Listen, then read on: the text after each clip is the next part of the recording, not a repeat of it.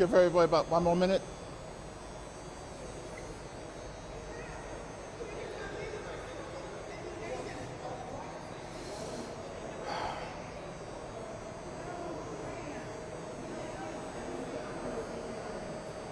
Excuse me? How are you? You real busy right now? Yes, ma'am. You came to my church before. I'm a member of Faith More Baptist Church with Yes, Dennis ma'am. Williams. Yes, ma'am. How you doing? And I was telling Jamal that when I went to vote, it didn't show me your name. I don't have any opponent.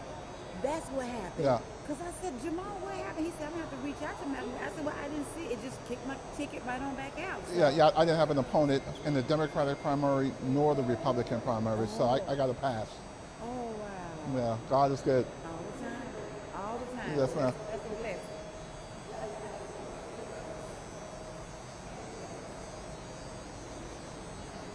You ready? Yeah. I'm going to be mindful of everyone's time and make a red remarks, and then I'll answer some questions thereafter. I generally do these media huddles, as I call them, or roundups, and I would get maybe 2 or 3 people here. And so obviously the moment is being met by current events. So I will read this, my release, and then I'll answer any questions that anybody may have. Charlotte must confront safety concerns head on. Public safety is our city's top priority, and too many citizens in our community don't feel safe. As I have said many times, if you don't feel safe, then you're not. Far too many Charlotte residents share this concern. They don't feel safe in Uptown, in their neighborhoods, in Uptown parking garages, in our public spaces like parks, schools, and increasingly on our transit station and our lines. All of these spaces shape our quality of life as we go about our daily routines. The tragic murder on Charlotte transit system underscores the urgency of the issue. Our community should never have to question whether getting on a train or waiting at a train station will put their safety at risk. The incident is a stark reminder that public safety must remain at the forefront of our city's priorities. Yesterday, I rode the light rail myself and toured one of our busiest transit stations. I spoke directly with riders, listened to their concerns, and saw firsthand what so many of them are experiencing each and every day. Their message was clear. They want to feel safe. They want to see more visible CMPD officers, not just occasionally, but consistently, on trains, on the buses, at the stations, on the platforms, and throughout the transit system. As community leaders, we have an obligation to address these concerns, both the perception of crime and the reality of it. Simply, there's no choice but to meet this moment with clarity of purpose, by addressing root causes, admitting our shortcomings where they exist, and listening to community voices and acting swiftly to regain public confidence. We must block out the outside noise and focus on the urgent work in front of us. It would be a mistake to focus only on transit safety, though it is important. Instead, we must take a holistic approach that strengthens safety throughout the entire city. In Uptown, in our corridors of opportunities, in our neighborhoods, parks, schools, and beyond. Residents deserve to feel secure where they live, work, learn, or play. Public safety is not only about law enforcement, it's also about prevention and intervention and compassion. But law enforcement also requires focus and accountability. And that means in our community, we need less guns and more cops. We need to expand the visibility of CMPD in our trains and our stations. We must implement targeted, enhanced enforcement in hotspot areas, such as Catherine Simmons off of Beatties Ford Road. We must hold businesses accountable when they allow illegal drug activity on their properties. We must crack down on absentee property owners who leave their properties unattended, creating environments where drugs are sold and neighborhoods suffer.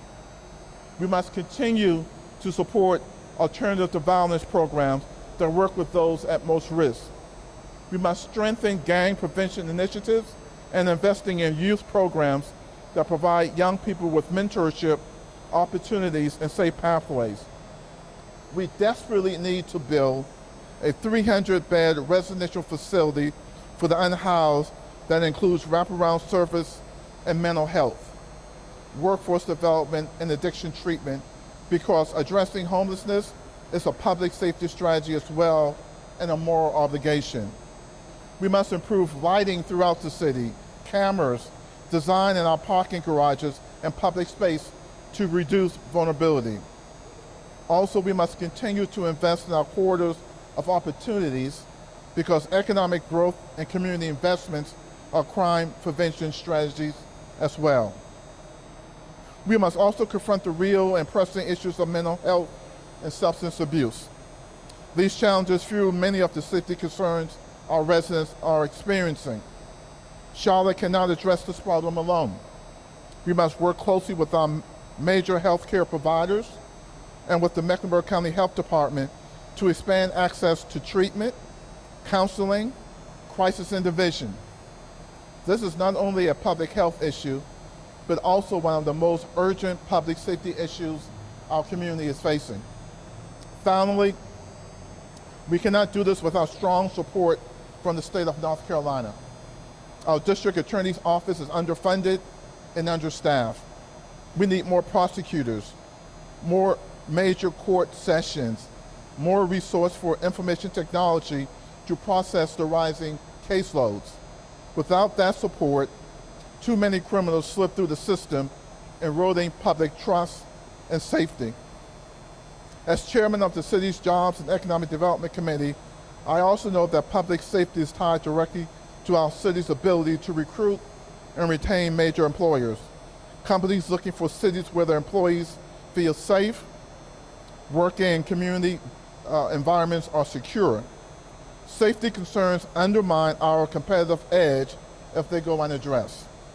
At the same time, we must continue to tackle affordability by working through aggressive workforce development programs with all our major employees. By expanding job training, apprenticeship opportunities, and pathways into high-demand careers, we can ensure Charlotteans are prepared for tomorrow's economy while keeping our city livable for working families. Let me be clear. We also must close the revolving door for repeat offenders. Too many of the crimes that disrupt our neighborhoods and transit system are committed by individuals who cycle through the system over and over and over again. This cannot continue.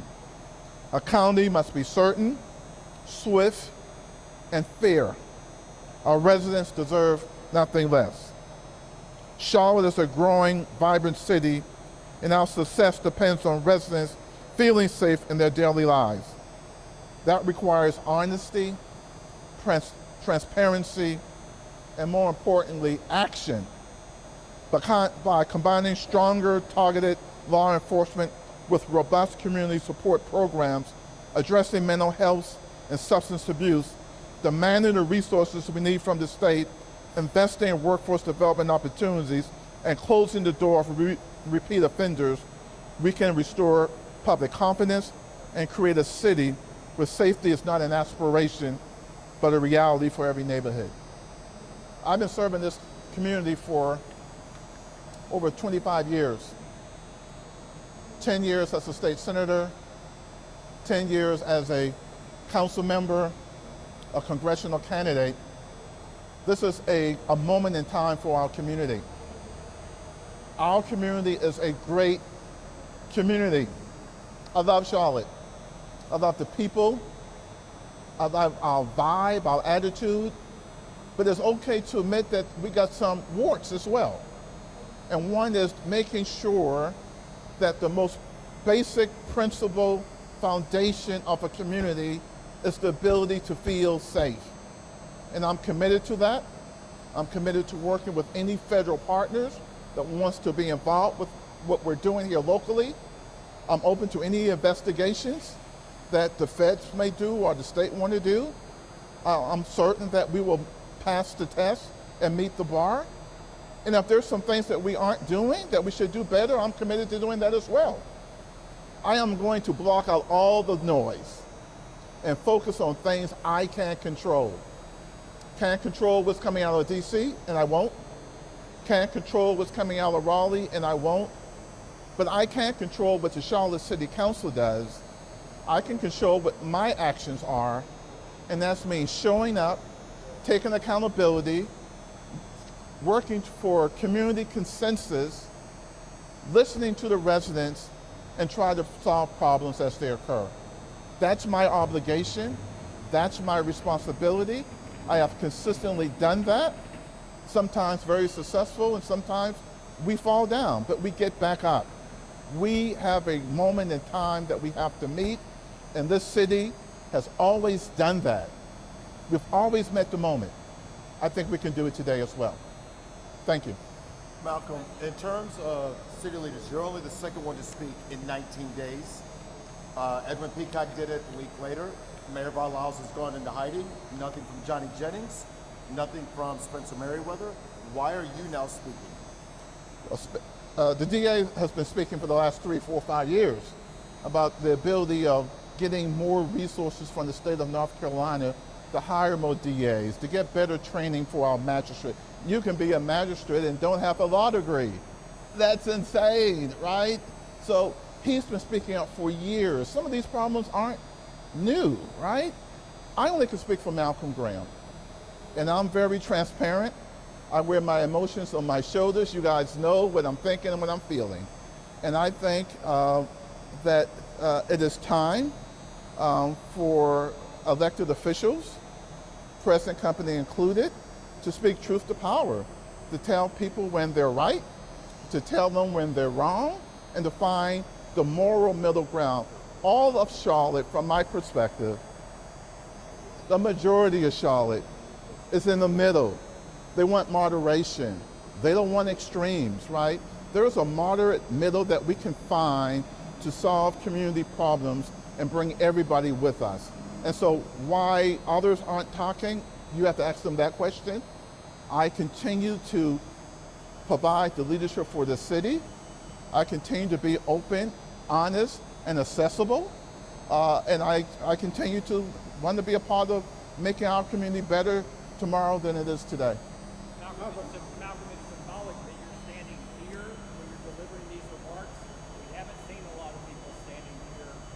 What will you say to your colleagues, and what have you said to your colleagues about being visible in the place that is obviously one of the central concerns? Well, I was here yesterday as well, and I parked my car at Johnson C. Smith University.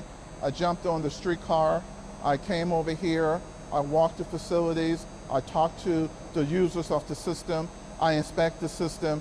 This building has outlived its useful existence. It needs to go down, right? We need to do something different and create a better environment. I've talked to riders. They want to see more CMPD officers on the platforms, in the stations, on the buses. They want to make sure that we highlight not crime that's happening here in transit, as unfortunate as it was, right? But they want us to tackle crime throughout the city. I have been and you've been at some of these meetings, council meetings, actively saying that we need to be a lot more assertive, not aggressive, but assertive in identifying hotspots and curing crime. So I think, again, that's a question for them.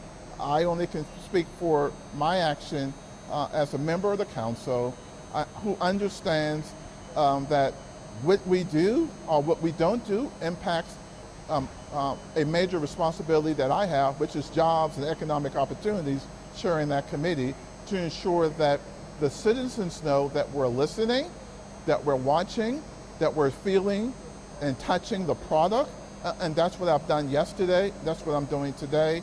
And I will continue to do it. As you know, I do these huddles all the time, so I'm very accessible. This is my largest audience. So hopefully we can talk a little tennis as well. There's other things going on in our community other than this. This is really important, right? For sure. But I think folks just need to get out of the building and manage by walking around.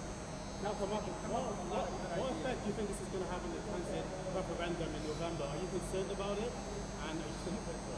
Well, you know, the election was yesterday, and in case you guys noticed, I won, again, with no opposition. And so now the campaign for the general election starts today.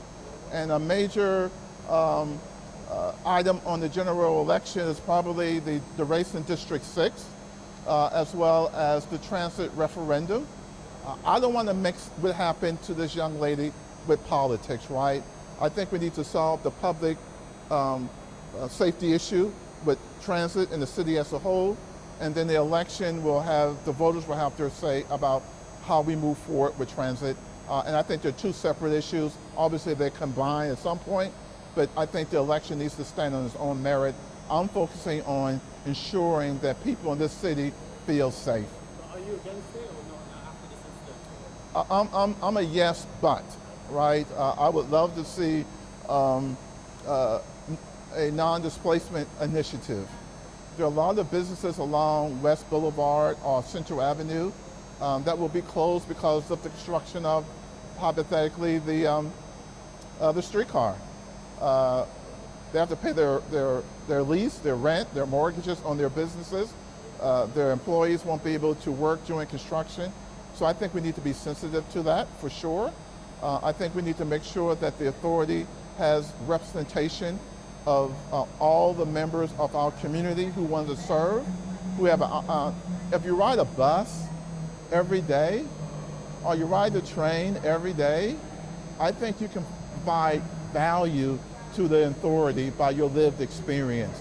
They should be allowed, and I will support appointing everyday riders to the authority if it comes to that.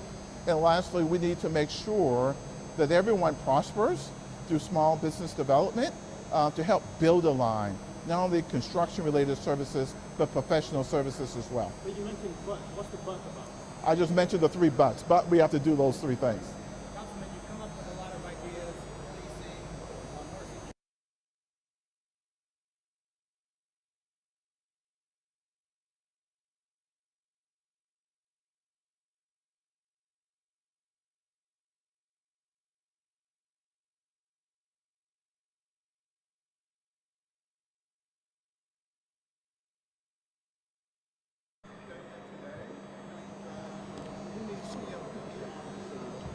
Leading the charge for public safety in our transit system, and private security should be a secondary force for that, right? That's something that we're going to have to figure out how we can pay for. That's something I will be advocating for with my colleagues. One council member can't do anything by themselves, and so I will be reaching out to the mayor, the city manager, and my colleagues about what we can do to provide a rapid response to some of the things that are occurring throughout the city, because many of the initiatives that I just mentioned we're currently doing already. We just need to change the gas in it from regular to premium and spotlight it so that the community will know. It'll be a combination of both, right? With some, like getting additional police officers to have a task force that's specifically related to transit.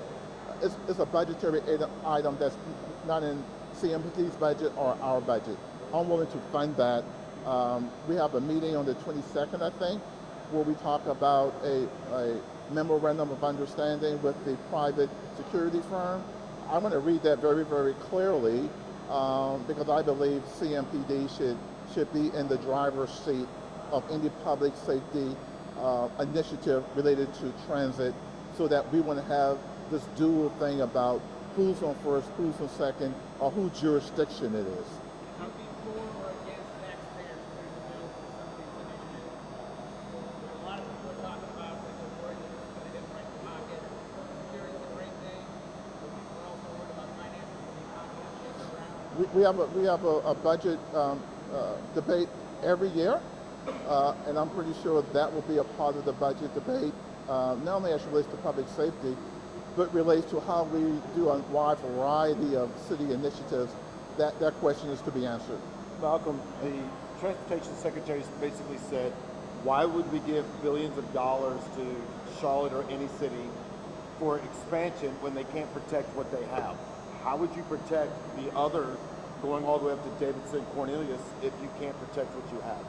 Well, again, I'm going to work with our federal partners, whether it's USDOT, whether it's the state auditor's office, to listen and learn in reference to what their perspectives are. They may have some ideas that we don't, I don't know, but hopefully we will continue to provide the oversight necessary for public safety on all our lines. Again, no one understands the sudden loss of life of a loved one, an unexpected loss of life. I talked to my sister on a Monday, and that Wednesday she was gunned down in a church. Right, so my heart goes out to the victim's family, her friends, her loved ones, and we should address this issue forthright. But I think my goal is to have a broader perspective about our city. Our city is a great city. Our crime, no one cares about the crime data right now, because if you don't feel safe, you're not safe, right? And so how can we work collectively with all our partners, our healthcare institutions on mental health, our county partners with the health department, our nonprofit organizations, our grassroots organizations on youth, right? How collectively can we all work together to impact the perception of crime in our community, but also the reality? Because 2 days ago, a young man, 2 individuals were killed in Charlotte, and nobody mentioned anything about it. So it's all of us. And so I'll let the federal government and the state government do what they have to do. I can't control that. I'm going to focus on things that I can control locally on behalf of the citizens of Charlotte. I guess as a city leader, can you explain, and it's the big question, why isn't there people checking tickets? Why isn't there security on the light rails? It's been that way for years with the honor system. Why has it been that way? Well, the system was designed that way from the get-go, right? It's an open, fair system, right? And you were at the meeting, right? You heard the explanation. It doesn't change. And so I think, again, I'm not going to play Monday quarterback and think why those decisions were made 6, 7, 8, 10 years ago. I can control how we move forward, right? And that's what we'll continue to do. Malcolm, one thing. We've seen this receive national attention, and we've also noticed how Trump's spoken about this, and he's also talked about bringing National Guard to places like Los Angeles to tackle safety concerns. Do you think we're at a point where the National Guard needs to be brought to Charlotte to tackle safety concerns? Again, I'm going to focus on things that I can control. I can't control what happens and what's coming out of D.C. I can't control what's coming out of Raleigh. I can control, as one council member, the actions that we can take in reference to ensuring that our neighborhoods are safe, that our corridors are safe, that our businesses are safe, that we create a safe environment for tourism and travel in our community, and then I'll let the other guys do what they got to do. I'm just not going to go there. And what can you as local leaders do to address concerns or support people that might be dealing with mental health challenges, but also repeat offenders? How do you balance that and overcome those challenges? Well, we continue to work with our partners. Again, public safety is a team sport, you know. It's the city, it's the county, it's the state, it's our nonprofit organizations. Again, this type of collaboration is not new. We've been doing this before, and we will continue to do it. We just need to, again, be a lot more visible in what we're doing and why we're doing. Like, for example, I serve on an Uptown Safety Task Force. I've been serving on that task force for months. I'm working on an initiative with Friendship CDC to tackle crime along Catherine Simmons. I've been working on it for months. I've been supporting the alternative violence program, walking the street with some of those guys that patrol some of our corridors of opportunity. So a lot of work is already being done, right? And so I think we need to meet the moment, right? Someone was tragically killed, but then I think we need to block out the noise and focus on the work. And the work for me is local. The work for me is things that I can control within my sphere of influence, and I will continue to do that. Have you or anyone else on City Council had any communication with the victim or the perpetrator? I have not. I can't speak for others. Councilman, you mentioned a lot about collaboration between the city, state, transit, police. Where does the buck stop? Where does the buck stop? Who's ultimately responsible? But we're talking about making a successful transit system. Who's ultimately on? All of us. Because even our citizens, if you see something, say something, right? So this is a responsibility on us as citizens. Obviously, the city, the county, we all are in this together. Ultimately, as of right now, the system is under the direction of the City of Charlotte. Councilman, do you have a specific policy or ordinance that you're ready to put in front of council to vote on that would achieve some of what you're talking about? I'm still quietly working, not quietly now, right, with the City Attorney's Office about some initiatives that I'm very concerned about around the Beatties Ford Road corridor in terms of absentee landlords, loitering, open-air drug sales, etc. Business owners that allow drug use on their property, and so I'm working with the City Attorney's Office. I think we ought to, within the next week or two, talk about how do we, moving forward, patrol the CAT system. Again, I want CMPD officers doing that type of work leading the way. And there's some other things I want to talk with my colleagues about. One council member can't do anything by themselves, right? And so I want to collaborate with others to see how we can have a really a proactive response. Malcolm, you're talking a lot about local response and focusing on that. I'm wondering whether you see any role for the business community in this. I mean, it's inherently a government issue, security, but is there any aspect that government? I think we've already seen the model, right? The model is when we were trying to go after the transit tax. Everyone leaned in, the city, the county, the business community. We all need to lean in, going to Raleigh, asking for additional support for the DA's office, right? If you want to stop repeat offenders, they need the resources to process the cases. I've been a state senator for 10 years, and we've been asking for years and years and years for additional resources so that we can meet the moment here locally. So I think the corporate community definitely needs to work with us there. Our healthcare institutions, Novant and Atrium, on the healthcare side of mental illness and substance abuse. So I think, again, a team approach is necessary, but what people don't want is more meetings. They don't want any more meetings. We have to meet and then measure what we decide that we're going to do and then put it in action. All right. So if I could pivot right quickly, since I got all this attention, there's a tennis tournament this weekend. It's called the Charlotte Amateur Tennis Championship. I host it every year. We got over 350 players playing to support the Cynthia Graham Hurd Foundation.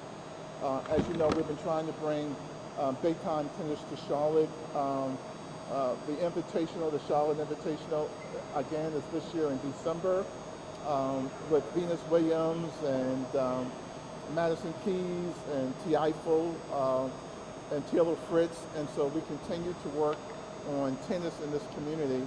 And if you're free and available, I would love for you guys to come out and see what we're doing with the tournament. We're having a workshop clinic for about 70 kids from the Greater Enrichment Program, giving them tennis lessons. And that's part of this public safety thing too. We got to keep our kids occupied and focused and activities so they won't have idle minds. And so I had a whole lot to do, but I think you guys probably got what you wanted. Any additional questions? Going back to what you were saying earlier about safety, are there any sort of short-term or what can people expect to see change within the next few coming weeks or coming months as like short-term solutions? Well, I think you've already seen it already, right? There's a more intentional police presence here at the stations, on the platforms, as well as on the buses and trains. An escalation within the next 2 weeks that we'll have a conversation at council about a memorandum of understanding between CMPD and private policing. I think you'll see that. And I think you'll see, again, the Public Safety Committee continue to do the work that they've already started in terms of youth prevention and crime. So again, my goal is to recognize what happened, but also recognize that we have to make sure that the entire city itself is safe and secure. Is there any concern about over-policing in that case? No. I think we need less guns, more cops, and more resources for mental illness and the DA's office. Malcolm, could any of the money, if the tax passes, could any of that money be used for transit-related security?